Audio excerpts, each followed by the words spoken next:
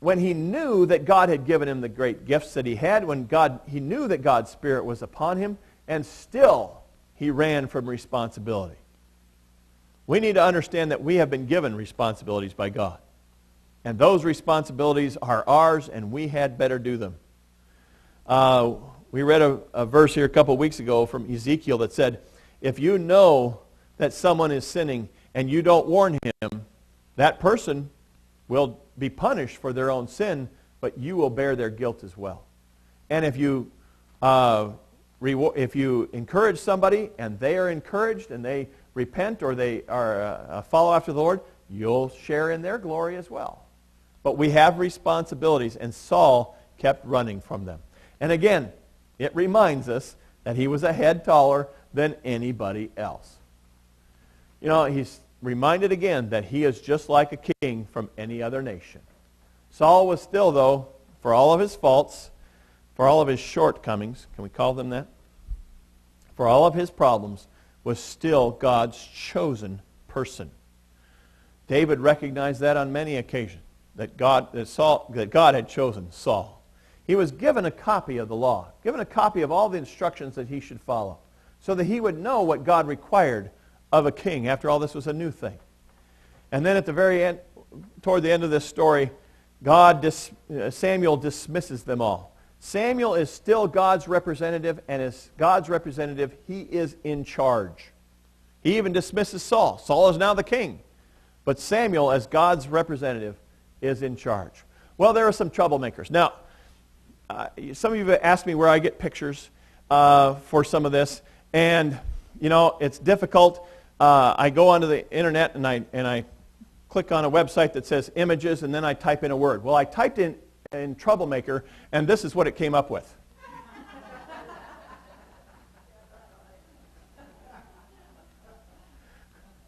That's Carol Pope, who has cancer and can't be with us. I thought I'd pick on somebody who couldn't be here. All right, don't tell her I said that. Anyway, some troublemakers made some trouble for Saul, and they didn't think he should be king. And Saul, in his first act as this monarch, as a king in the Near East, the first thing he does is an act of grace. He is silent. He doesn't do anything to these troublemakers. He should have, as king, probably had him killed. But no, he is silent. I think that may be the first and last time Saul did something right in letting them go. Now, as we apply this to our lives, as we apply these two chapters to our lives, one of the great things I think this chapter teaches us is that God is at work. God does so many things in our lives that we cannot even keep track of. He is bringing salvation into the world in ways that we do not even understand or know or comprehend. You know, he starts with Saul, but that story ends with Jesus. It started with a lost group of donkeys, but it ends with in heaven. You know, God is bringing salvation. He is at work in this world. It's an inauspicious start, but it has an amazing finish. Sometimes there are horrible starts to things, but God still weaves them together, and God brings them about into a great glory to himself about what he does. This is a painting of Saul trying to consult with Samuel after Samuel has died. Saul is a horrible person, and so he goes to a witch, and he asks the witch of Endor, how can I contact Saul? She says, oh, I can do that for you. Well, Saul showed up, and that really scared the spit out of her. Saul's in the middle there looking at, Samuel's in the middle there looking at Saul and saying, whoa, I didn't expect this to happen. And Samuel was really upset. That's the inauspicious start. But the amazing finish is here in heaven with the four living creatures around the throne of God and the 24 elders and all of us singing God's praise. It starts poorly. We need to understand that it starts in small places and in small ways, and sometimes even in the wrong ways, but God can make it all happen. I have used this story several times, and I finally figured out what the true version is.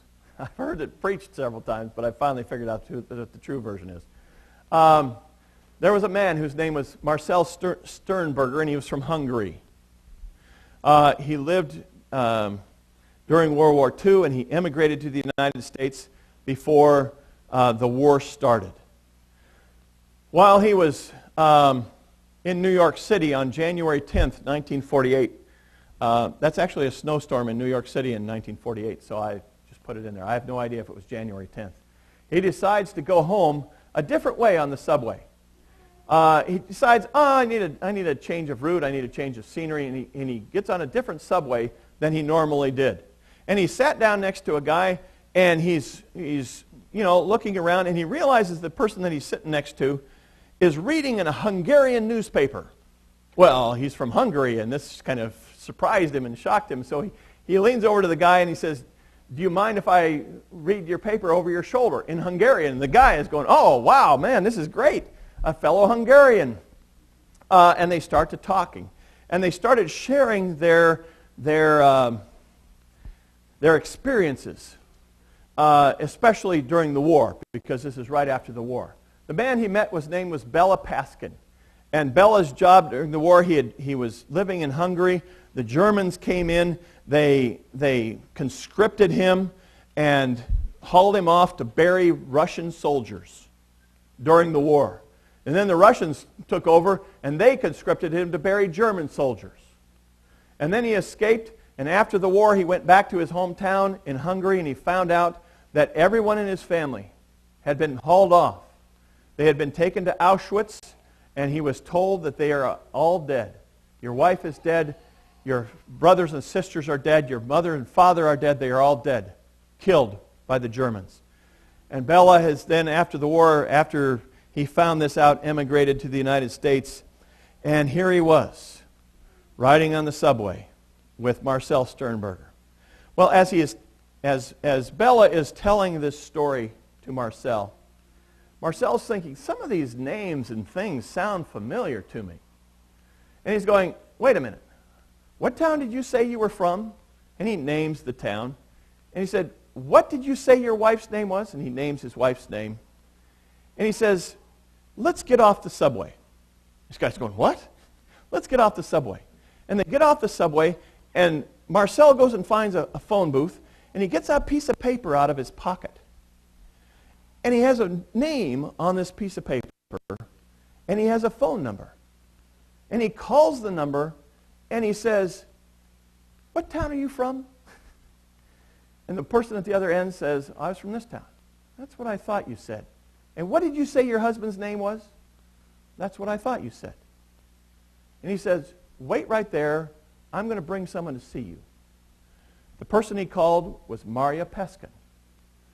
She had spent the war after her husband had been hauled off by the Germans, had been shipped to Auschwitz, had been released to go work in some machinery plant or something like that. She had survived the war when all of her family had died. She thought her husband had died somewhere out there, conscripted by the Germans. After the war, she had emigrated to the United States. This is a train of displaced people, that one of the many huge numbers that came to the United States after the war. And she had been living in New York City after the war, thinking that she was all alone in the world. She had met Marcel. She had explained her story to him, and he had kept her name and phone number so that he could invite her over for Thanksgiving or Christmas or whatever holidays she celebrated. They met together, her husband and her, who had survived in so many different ways.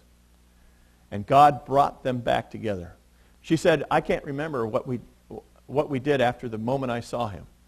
We were just so happy and so amazed that we were both alive. God brings things together. He often takes inauspicious events. He often takes people that are widely diverse, and he can bring us together. He can solve all of our problems. He can create amazing results.